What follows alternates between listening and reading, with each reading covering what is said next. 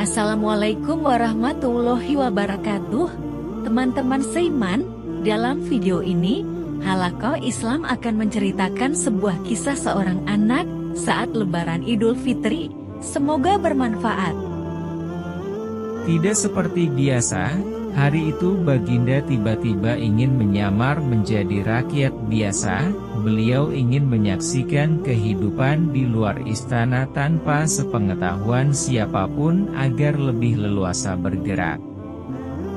Baginda mulai keluar istana dengan pakaian yang amat sederhana layaknya seperti rakyat jelata.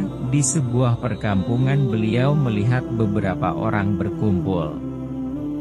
Setelah Baginda mendekat, ternyata seorang ulama sedang menyampaikan kuliah tentang alam barzah. Tiba-tiba ada seorang yang datang dan bergabung di situ. Ia bertanya kepada ulama itu,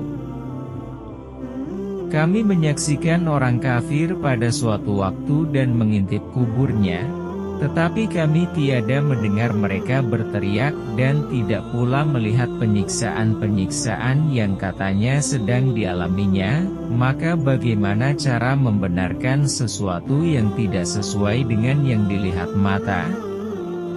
Ulama itu berpikir sejenak kemudian ia berkata, "Untuk mengetahui yang demikian itu harus dengan panca indera yang lain. Ingatkah kamu dengan orang yang sedang tidur? Dia kadangkala bermimpi dalam tidurnya digigit ular, diganggu dan sebagainya. Ia juga merasa sakit dan takut ketika itu, bahkan memekik dan keringat bercucuran pada keningnya. Ia merasakan hal semacam itu seperti ketika tidak tidur. Sedangkan engkau yang duduk di dekatnya menyaksikan keadaannya seolah-olah tidak ada apa-apa. Padahal apa yang dilihat serta dialaminya adalah dikelilingi ular-ular. Maka jika masalah mimpi yang remeh saja sudah tidak mampu mata lahir melihatnya, mungkinkah engkau bisa melihat apa yang terjadi di alam barzah?" Baginda Raja terkesan dengan penjelasan ulama itu. Baginda masih ikut mendengarkan kuliah itu. Kini ulama itu melanjutkan kuliahnya tentang alam akhirat. Dikatakan bahwa di surga tersedia hal-hal yang amat disukai nafsu, termasuk benda-benda. Salah satu benda-benda itu adalah mahkota yang amat luar biasa indahnya. Tak ada yang lebih indah dari barang-barang di surga. Karena barang-barang itu tercipta dari cahaya. Saking indahnya maka satu mahkota jauh lebih bagus dari dunia dan isinya. Baginda makin terkesan. Beliau pulang kembali ke istana. Baginda sudah tidak sabar ingin menguji kemampuan Abu Nawas. Abu Nawas dipanggil. Setelah menghadap Bagiri, "Aku menginginkan engkau sekarang juga berangkat ke surga, kemudian bawakan aku sebuah mahkota surga yang katanya tercipta dari cahaya itu. Apakah engkau sanggup Abu Nawas?"